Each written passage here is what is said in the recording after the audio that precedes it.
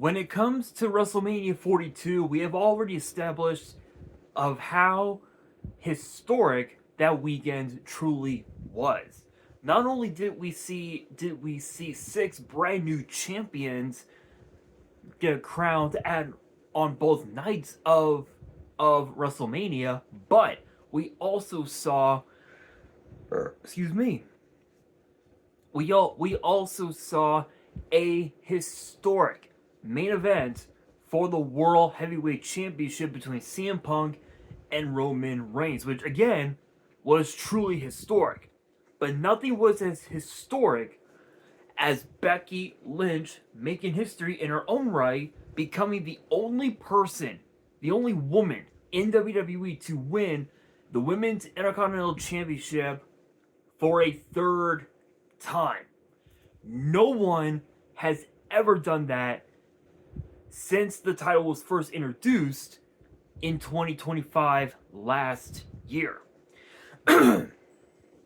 Now that Becky Lynch is once again the Women's Intercontinental Champion, the question becomes, who will step up to the man and challenge for the Intercontinental title?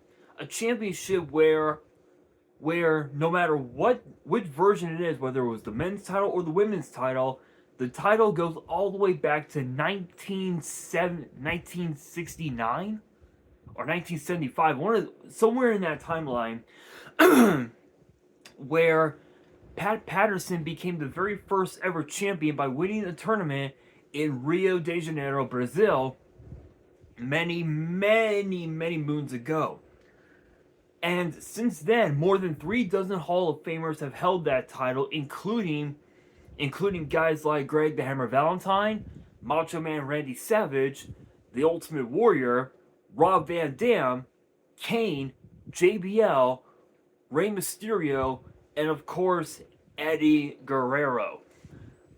All of those men and more became Intercontinental Champion in their own right, including John Cena, where yes his reign was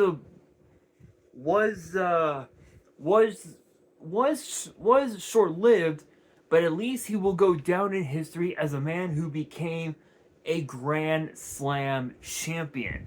Obviously, yes, there was still one other thing that he could have done during his retirement tour, which was win the King of the Ring tournament. But you know what? I think Cena becoming Intercontinental Champion, I think was a lot more important to us as the fans rather than seeing him become King of the Ring, because, well, let's be real. Let's be real. The Intercontinental title, he could have won it 10, 12 years ago when he was in his prime, but the timing wasn't right. And we all know. We know. So, as far as Becky Lynch goes, there's only 3 women that I can see taking up the challenge of facing Becky Lynch for the Women's Intercontinental title. Maxine Dupree, Lyra Valkyria, and Brie Bella. Now, I know what you're thinking. You're asking yourself, wait a minute, Brie Bella, isn't she already a tag team champion or something? Yes, she is one half of the women's tag team champions alongside Paige, which from what I understand, it is only going to be temporary, as well, Nikki Bella, her twin sister Nikki, is currently rehabbing her ankle, which the injury was caused by Charlotte Flair days before WrestleMania. But let's be honest. We know that Nikki Bella is looking to chase after the women's world title currently being held by Liv Morgan. 100%. We know that that Nikki Bella wants to finish unfinished business, if you will, with Liv Morgan and the women's world title. It's the one thing that Nikki Bella said. I don't know if it was on her podcast or in some interview, where she said that the one thing that she wants to do before fully retiring is become a world champion. So we know that she wants Liv Morgan, but where does that leave Brie Bella? Well, that leaves her going after the women's Intercontinental title. Why? Two reasons. Number one, Brie Bella wants to make history as being the only woman in WWE to have ever held the WWE Divas Championship and the Women's Intercontinental Championship in one single career. No one's been able to do that, but Brie Bella could make that history. But the second reason is her husband, Daniel Bryan, or Bryan Danielson, I think is his real name, but we all knew him as Daniel Bryan. So people forgot that in 2015, Daniel Bryan became Intercontinental Champion and held it for a few months before having to relinquish it due to his neck injury, which was sustained over the last year at that time. And if Daniel Bryan can become Intercontinental Champion, so can Brie Bella. Now, as far as Maxine Dupree goes, she never got her rematch for the title, and I feel like because that Maxine Dupree has gotten a lot better in the ring over the last couple of months or so, one could argue that Maxine Dupree could be ready to once again become Intercontinental Champion, which is a possibility. But it all depends on what the fans think. It all depends on whether or not they want to see Maxine Dupree go after that title, and it also all depends on how ready Maxine Dupree truly is chasing after that title. And the third, I think I said Lyra Valkyria. Here's the crazy thing, right? This is a question that has been that's been bugging all of us for a minute now. So if you guys remember, Becky Lynch defeated Lyra Valkyria last year at SummerSlam, where if Becky Lynch won, Lyra Valkyria would not be able to challenge for the title so long as Becky Lynch was champion. Here's the kicker. Maxine Dupree took the title off of Lyra Valkyria, Maxine Dupree took the title off of Becky, and then Becky Lynch regained the title weeks later. That brings us to the question that's been on everyone's mind.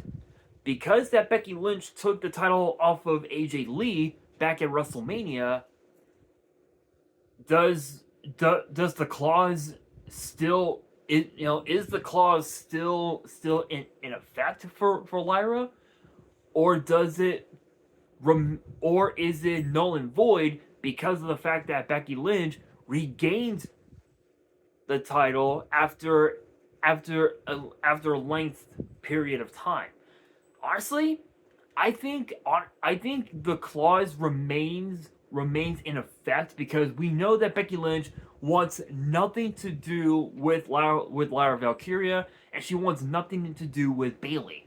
So, if we're thinking realistically, let's say, for example, the clause is still in effect. Let's say that. If it's not Lyra Valkyria, then who should take up that challenge? Well, as crazy as this may sound, I believe it should be Raquel Rodriguez. Why? Simple. Very, very simple.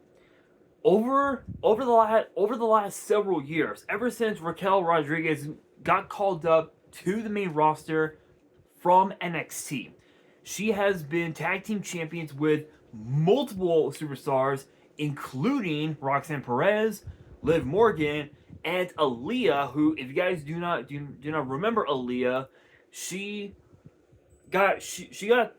one of the only few talent in NXT that got called up to the main roster without winning a single championship in NXT, which is insane. And she's the woman that pins Natty in less than 5 seconds. Think about that. Think about that. In fact, I believe I can actually look that up on my Fire Stick here. Let's see.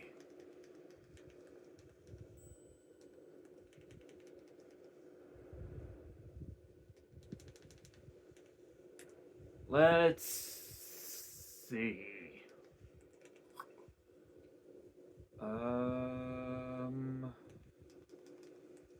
Give me 1 second, you guys.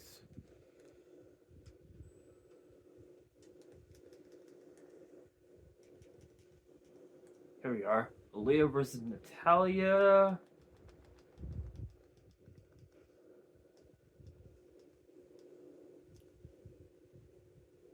I believe the match was, I think Aaliyah won the match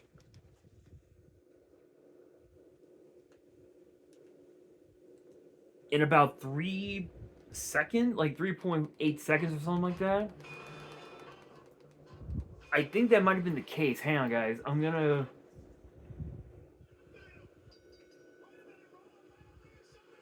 Let's see. I'm actually watching the video right now, so I apologize, but...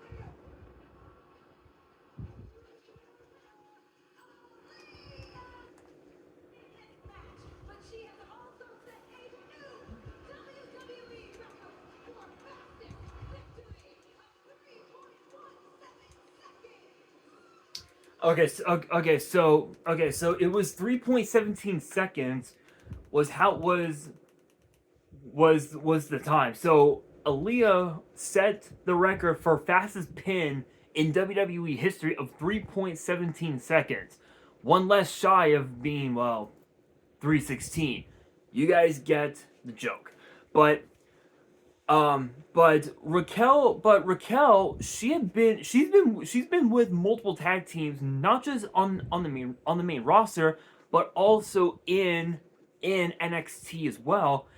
And people forget she's a former NXT Women's Champion, but she never could reach the summit of singles glory on the main roster, and it has a lot to do with the fact that Liv Morgan. A lot of people believe that it's Liv Morgan, that's holding Raquel back, and I feel like much like with how I feel about Roxanne Perez,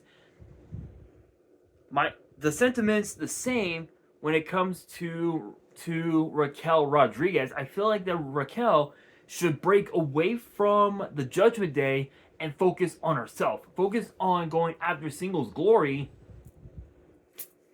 and go after the women's Intercontinental title, which that could be a very interesting matchup for all intensive purposes. But between those three, right? Between Maxine, Brie Bella, and Raquel, who should be the one to not challenge? Crazy as it sounds, definitely not Maxine. Why? Simple. It's very simple. It's not because that she's not ready, because I do believe that she is ready. I feel like it has a lot to do with Becky Lynch, because we know that if Maxine Dupree stepped up to the plate, all Becky Lynch is going to do is tear down Maxine's confidence, and it's gonna get to a point where if the match does take place, then we know that Maxine is never going to recover from that loss. So that brings us to the final two: Brie Bella or Raquel.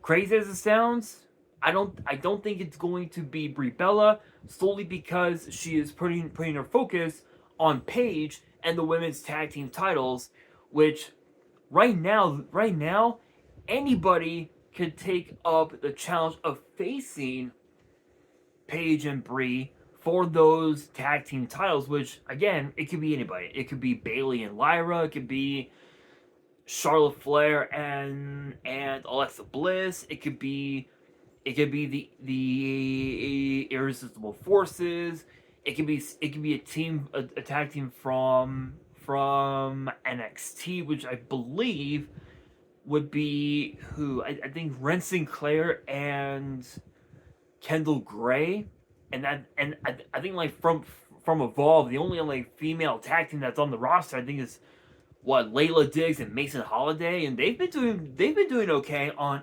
Evolve as of late. AAA. When I think of AAA, I think of Los Toxicas, Lady Maravilla and La Hiedra, which they could be a hell of a challenge for Brie and Paige. Yeah, I think Bree's just too focused on the tag team titles right now. I don't think Bree's gonna be the one to do it. So that only leaves one person, which is obviously Raquel Rodriguez. However, we did discover that AJ Lee has left WWE temporarily. She has decided to take a slight sabbatical for a bit to recharge her batteries and whatnot. So I think it's safe to say that yes, while it is true that yes, AJ Lee is owed a rematch for that title, I think now is the time for Raquel Rodriguez to finally get her flowers and become a singles champion on the main roster. And what better way to do that than go after the man, Becky Lynch, and the women's Intercontinental title. And with that being said, that'll do it for today's video. If you guys believe that I am wrong and you guys think that someone else should take up the challenge, then you guys can let me know down in the comments below and why you think that person should take up the challenge. So let me know down in the comments below. And if you guys enjoyed the video and you guys want more WWE topic videos in the future, then be sure to subscribe to the channel, turn on the notification bell, smash that thumbs up button, and as always, be sure to follow me on all of my social media. All of my ads will be in the description below, as will the info to my fan mail. It will also be in the description as well. And on that, this is your boy Nash, signing out.